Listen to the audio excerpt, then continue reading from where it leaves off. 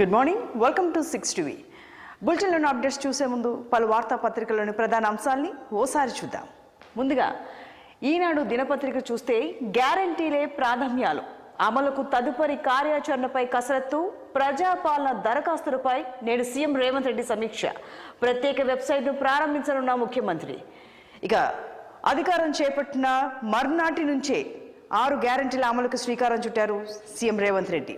అయితే ఈ పథకాల్లో ఇప్పటికే ఉచిత బస్సు ప్రయాణం స్టార్ట్ చేసేశారు. అలాగే ఆరోగ్యశ్రీ కూడా అమల్లోకి వచ్చేసింది. అయితే ఇక మిగతా గ్యారంటీలకు సంబంధించి దరఖాస్తులు చేసుకోమని చెప్పారు. ఇక నిన్నటితోటి అంటే దరఖాస్తుల సమయం కూడా ముగిసిపోయింది. ఇంకా దరఖాస్తు చేసుకుని వాళ్ళు 4 నెలల సమయం పాటు వేచి ఉండి ఆ తర్వాత నుంచి దరఖాస్తు చేసుకోవచ్చని చెప్పారు. అయితే ఇప్పుడు 1,25,00,000 మేర దరఖాస్తులు వచ్చాయి ప్రభుత్వానికి. సో ఈ దరఖాస్తుల్ని వెరిఫికేషన్ చేయడానికి వెరిఫికేషన్ టీం ఒకటి ఉంటుంది. అలాగే అది కూడా కాకుండా వెబ్సైట్ని కూడా నూతనంగా ప్రారంభించనున్నారు. ఇక అమలుకు కార్యాచరణపై కసరత్తు అంటే ఇక వెరిఫికేషన్ తర్వాత ముఖ్యమంత్రి సమీక్ష తర్వాత కూడా ఇక ఈ వెబ్సైట్ను ప్రారంభించి ఇక దాన్ని కార్యాచరణపై కసరత్తు చేసే అవకాశాలను. ఇక మరో వార్త చూసుకుంటే 70 కోట్లు వెచ్చిస్తే 1,60,00,000 ఎకరాలకు నీరు అంటే మే నెలాఖరుకల్లా సీతారామ ఎత్తిపోతల లింక్ కాలువలు పూర్తి చేయండి, వ్యవసాయ శాఖ మంత్రి తుమ్మల నాగేశ్వరరావు ఆదేశాలు.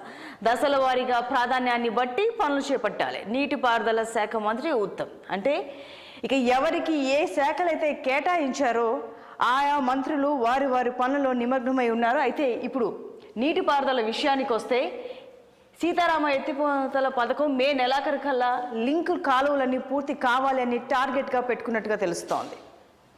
సో దశల వారీగా ప్రాధాన్యాన్ని బట్టి పనులు చేపట్టే అవకాశాలు కనిపిస్తున్నాయి. ఇక మెడికల్ సీటు విషయానికి వస్తే ఏ కళాశాల అయినా సరే ఫీజు ఎంతో ముందే చెప్పాలి, అప్పుడే ఆ సీటు లెక్కలోకి. సొంతంగా చేర్చుకోవడం కుదరదు, కౌన్సిలింగ్ మొత్తం ఆన్లైన్లోనే. పోస్ట్ గ్రాడ్యుయేట్ వైద్య ప్రవేశాలపై ఎన్ఎంసీ కొత్త మార్గదర్శకాలు. సో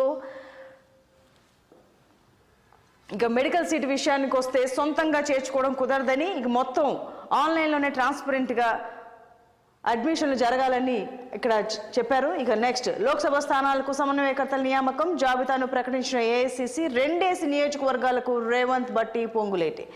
ఇక అందరూ లోక్సభ ఎలక్షన్స్ చాలా ప్రతిష్టాత్మకంగా తీసుకుంటున్నారు. ఆయా పార్టీలు కూడా సమాయత్తమవుతున్నాయి. వాటికి సంబంధించి కొన్ని కమిటీలను కూడా అవి నియమించుకుంటూ ఎలా ముందుకు వెళ్ళాలి అన్న ఒక ఐడియాలజీ తోటి ముందుకు సాగుతున్నాయి. ఇక మరో వార్తను చూద్దాం. కాంగ్రెస్ సర్కారు తిరోగమన చర్యలు, నెల రోజుల్లోనే ఆ ప్రభుత్వానికి అప్రతిష్ట. జహీరాబాద్ లోక్సభ స్థానంపై సమీక్షలో కేటీఆర్, భవిష్యత్తు భారాసదేనన్న హరీష్ రావు. ఇక అధికారం చేపట్టిన రోజు నుంచి కూడా అంటే 10 రోజులు గడవక ముందే, అలాగే 2 రోజులు గడవక ముందే, ఇప్పుడైతే నెల రోజులైతే గడిచిపోయింది కాంగ్రెస్ ప్రభుత్వం పాలన అయ్యి. అయితే అధికారం చేపట్టిన మర్నాటి నుండే ప్రతిపక్ష పాత్ర వహిస్తున్న బీఆర్ఎస్ పార్టీలోని నేతలు అసెంబ్లీలో సైతం లేదా బయట కూడా విమర్శలు చేయడం మొదలుపెట్టారు.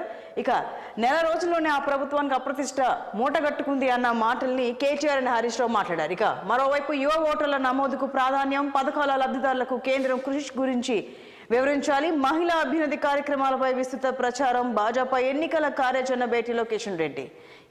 ఇప్పుడు యువ ఓటర్లకు కూడా ప్రాధాన్యత ఇవ్వాలి అంటూ కిషన్ రెడ్డి మాట్లాడిన మాటలు మనం ఇక్కడ చూస్తున్నాం. ఇక మరోవైపు బంగ్లా ప్రధాని పీఠం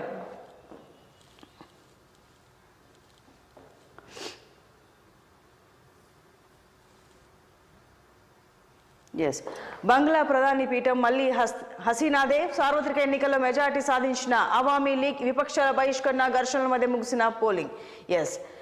బంగ్లా ప్రధాని పీఠం కోసం జరిగిన వార్లో అది మళ్ళీ హసీనాదే అన్నట్టుగా మాట్లాడుతున్నారు. ఇక మరో అంశం చూద్దాం. గంటకు 1,731. ఇది గతేడాది ట్రాఫిక్ ఉల్లంఘనల తీరు.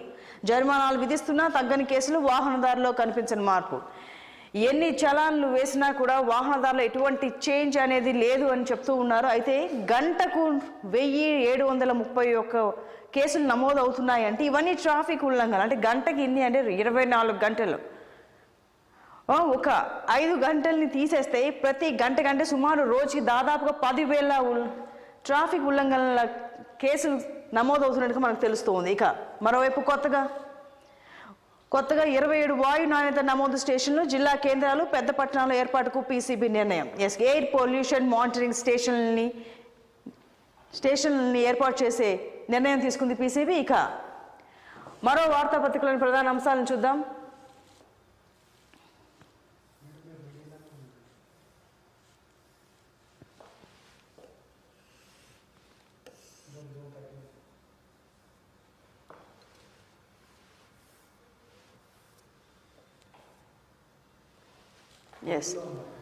ఇక 40 రోజులే గడువు. కొత్త ప్రభుత్వం అధికారంలోకి వచ్చి నెల రోజులు పూర్తి. ఫిబ్రవరి 2వ వారం నుంచి ఎప్పుడైనా షెడ్యూల్ వెలువడే అవకాశం. 6 గ్యారంటీలో ఇప్పటి వరకు అమలు చేసింది 2. మిగతా గ్యారంటీల అమలుకు ఆటంకంగా కోడ్. షెడ్యూల్ గురించి ముందే తెలుసు కనుక కోడ్ పేరిట గ్యారంటీల అమలు దాటవేతను జనం హర్షించారనే అభిప్రాయం. మిగిలిన 40 రోజుల్లోగా అమలుపై కాంగ్రెస్ అధికార వర్గాల్లోనే సందేహాలు. రేషన్ కార్డులు ఇచ్చి పథకాలు అమలు చేయాలంటే సమయం సరిపోదనే చర్చ. ఇక సంక్రాంతికి కొన్ని పథకాలు అమలు చేస్తారన్న ఆశాభావంలో రాష్ట్ర ప్రజలు. పింఛన్లు, రైతు బంధు అమలుకు సంబంధించిన డేటా అందుబాటులో ఉన్నా తాత్సారం ఎందుకు అని అనుమానాలు వ్యక్తమవుతున్నాయి. ఇక ఇవన్నీ ఏంటంటే ఇప్పుడు ఇక ప్రభుత్వం ఏర్పాటైన వెంటనే కొన్ని పథకాలను అయితే స్టార్ట్ చేశారు, 2 పథకాలని. అయితే మిగతా పథకాలకి సంక్రాంతికి ఏవైనా కొన్ని పథకాలని అమలు చేస్తారన్న ఆశాభావంతో రాష్ట్ర ప్రజలు ఉంటే ఎన్నికల కోడ్ అడ్డంకిగా మారే అవకాశం ఉందని అంటున్నారు. అయితే మరోవైపు ఇంకొక విషయం ఏంటంటే ఎన్నికల కోడ్ ఎలాగో అడ్డంగా ఉంది కాబట్టి ఈ పథకాల అమలుకి తాత్సారం జరుగుతుంది, వీళ్ళు ఎలాగైనా లేట్ చేస్తారేమో, దీన్ని వాడుకుని ప్రభుత్వం కాస్త నిదానంగానే వెళ్తుందేమో అన్న విమర్శ కూడా కొంత ఉంది. ఇక నెక్స్ట్ మరో వార్త చూస్తే ప్రజాపాలనపై నేడు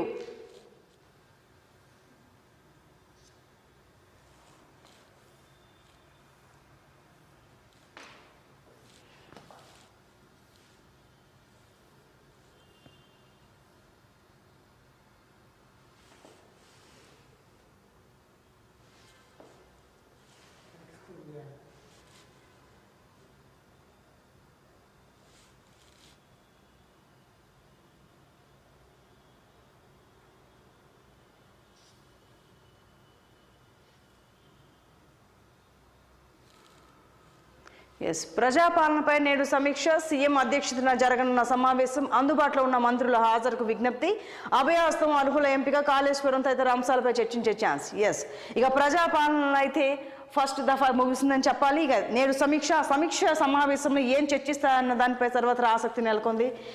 ఇక మరో వార్త చూస్తే కొన్ని చోట్ల సిట్టింగ్ ఎమ్మెల్యేలను మార్చితే బాగుండేది. పార్లమెంటు ఎన్నికల్లో పొరపాట్లు జరగనివ్వం. కేసీఆర్ పట్ల ప్రజల అభిమానం చెక్కు చెదరలేదు. జహీరాబాద్ లోక్సభ సన్నాహక సమావేశంలో బీఆర్ఎస్ వర్కింగ్ ప్రెసిడెంట్ కేటీఆర్. అయితే కేవలం 2% ఓట్ల తేడాతో మాత్రమే ఎన్నికల్లో ఓటమి మూటగట్టుకున్నామన్న ఇదిలో బీఆర్ఎస్ ఉంది. అయితే పూర్తి స్థాయిలో వ్యతిరేకత లేదు కాబట్టి ఈసారి పొరపాట్లు అయితే జరగనివ్వం లోక్సభ ఎన్నికల్లో అన్న మాటల్ని మనం ఇక్కడ చూస్తున్నాం, కేటీఆర్ అన్న మాటల్ని. అయితే కొన్ని చోట్ల సిట్టింగ్ ఎమ్మెల్యేలు మార్చితే బాగుండేది అన్నారు. మరి ఇది గత ఎన్నికలకి అంటే అసెంబ్లీ ఎన్నికలకు సంబంధించి అన్నారా, లేకపోతే ఇప్పుడు ఏమైనా మార్పులు చేర్పులు చేసే ఉద్దేశంతో అన్నారా అనేది క్లారిటీ రావాల్సి ఉంది.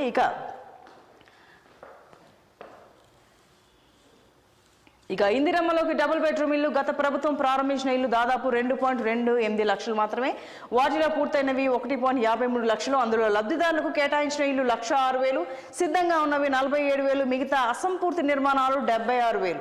వాటిని పూర్తి చేసి ఇందిరమ్మ లబ్ధిదారులకు కేటాయింపు. మొత్తంగా లబ్ధిదారులకు ఇంకా కేటాయించాల్సిన ఇల్లు 1,23,00,000. తాజాగా అందిన దరఖాస్తుల నుంచి లబ్ధిదారుల ఎంపిక. ఇక మొత్తంగా అయితే గత ప్రభుత్వం పెట్టుకున్న టార్గెట్, గత ప్రభుత్వం పూర్తి చేసుకున్న కొన్ని ఇల్లు, ఇంకా నిర్మాణాలలో సగం నిర్మాణంలో ఉన్న ఇల్లులు కొన్ని ఉంటే అయితే అవన్నిటిని పూర్తి చేసి లబ్ధిదారులకు అందించాలని టార్గెట్గా పెట్టుకుంది ఇప్పుడు ఏర్పడిన ప్రభుత్వం. అయితే తాజాగా అందిన దరఖాస్తుల నుంచి లబ్ధిదారుల ఎంపిక అంటే ఈ వెరిఫికేషన్ అంతా అయ్యాక ఎవరైతే అర్హులు ఉంటారో, ఎవరైతే లబ్ధిదారులు ఉంటారో వాళ్ళకి మాత్రమే ఇల్లు అందించే అవకాశాలు ఉన్నాయి. ఇక బులెటిన్లో షార్ట్ బ్రేక్ తీసుకుందాం. బ్రేక్ తర్వాత మరిన్ని అప్డేట్స్ చూద్దాం.